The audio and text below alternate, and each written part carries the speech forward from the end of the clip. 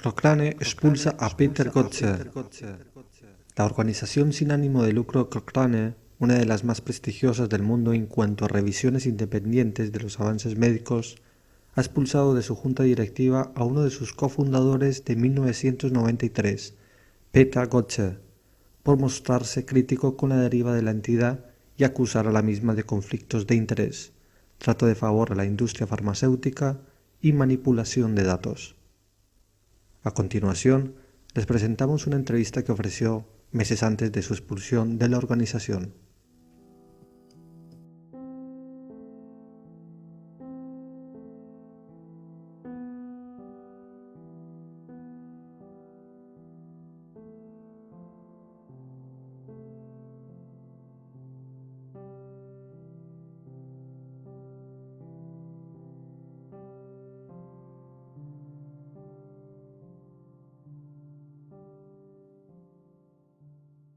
My name is Peter Gotzsche. I'm a director of the Nordic Cochrane Center in Copenhagen and professor of research design and analysis at the University of Copenhagen. 2 years ago, I found out that our prescription drugs are the third leading cause of death after heart disease and cancer. Our drugs kill around 200,000 people in America every year, and half of these people die while they do what their doctors told them. So they die because of the side effects. The other half die because of errors. And it's often the doctors that make the errors, because any drug may come with 20, 30 or 40 warnings, contraindications, precautions and so on. No doctor in the world knows about all this.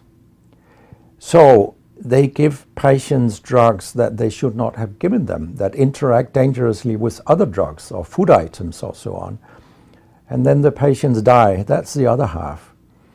So the other thing I found out 2 years ago was that much of what the drug industry does fulfills the criteria for organized crime in US law. And they behave in many ways like the mafia does. They corrupt everyone they can corrupt. They have bought every type of person, even including ministers of health in some countries. So there is a huge amount of corruption. In my country, for example, Denmark, we are regarded as having very little corruption.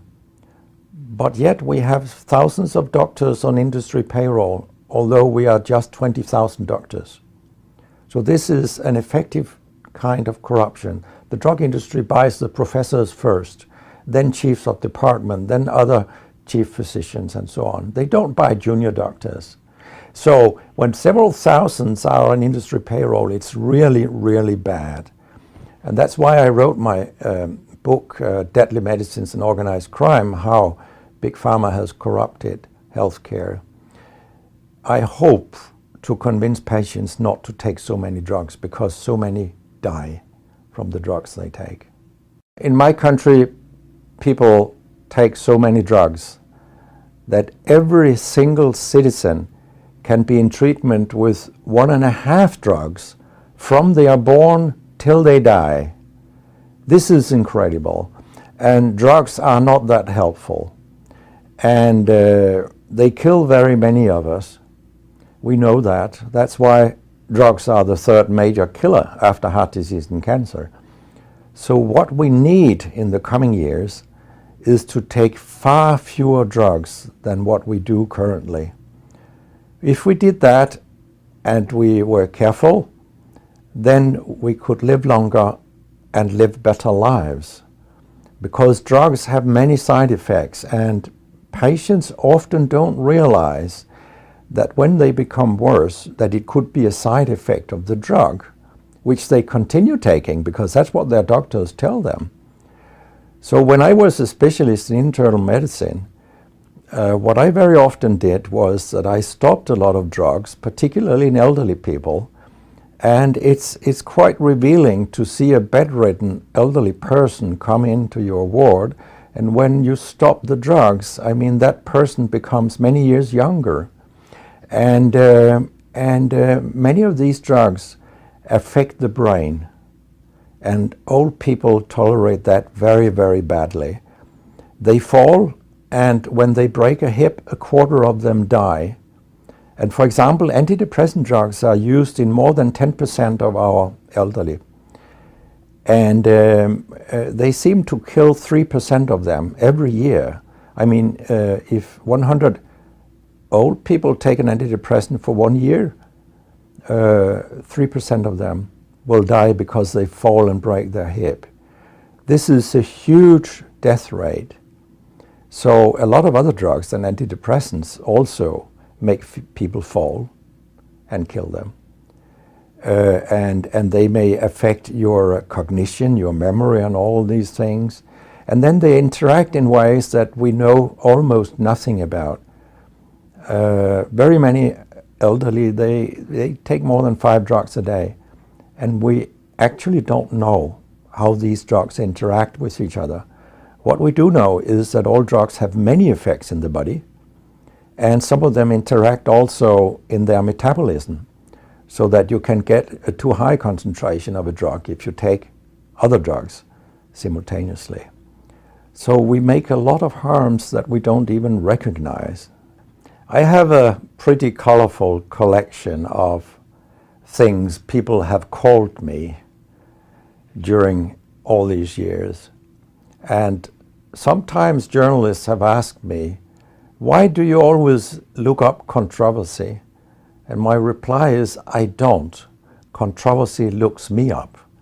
Because it's not popular to tell the truth in healthcare. You will get a lot of enemies, because a lot of people make money on false premises, doctors and industry alike. And our drug regulators and our politicians, they are on board on this wagon. So very few people are independent of money in healthcare. And of course, I have attacked a lot of holy cows during my career, and people have screamed loudly. In a French journal, I was called a statistical masturbist because I showed with statistics that mammography screening didn't work and things like that. And I was even accused of scientific misconduct by the Association of the Danish Pharmaceutical Industry, which was completely ludicrous. It was harassment from beginning to end. They came with vague arguments that we cannot recognize the conclusions in your study, and they could have come up with numbers and said, these numbers are wrong. They didn't do anything. It was only harassment. It lasted 18 months, I think, the whole thing. And then when we were acquitted, I made sure that this nasty behavior was described in the British Medical Journal. So after that, they haven't come so much after me, the Danish drug industry. And when my book about organized crime came out, they just lied about it, as they always do. That my examples were old, they went back 90 years and so on. But, you know, where I demonstrate that what the 10 biggest companies do is organized crime, these examples, they were from within the last 10 to 15 years. That's not old examples. And the crimes have increased because when crime pays, you will have more crime. That's how capitalism works.